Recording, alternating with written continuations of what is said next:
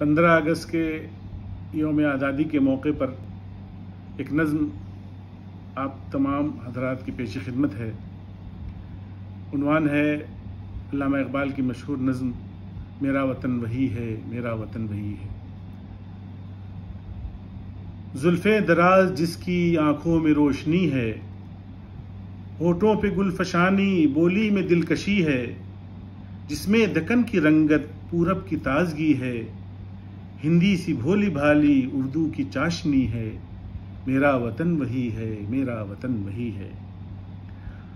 अक्लो खैरत में जिसकी सदियों की दास्तां है, दामन में जिसके वुसअत जैसे कि कहकशां है, दिल मामता की मूरत हम सब पे मेहरबां है, चेहरा निशान वहदत जिंदा है जावेदां है, मेरा वतन वही है, मेरा वतन वही है।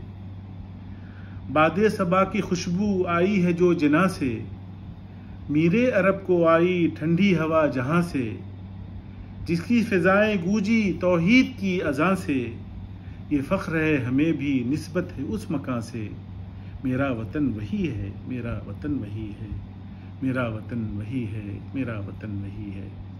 शुक्रिया।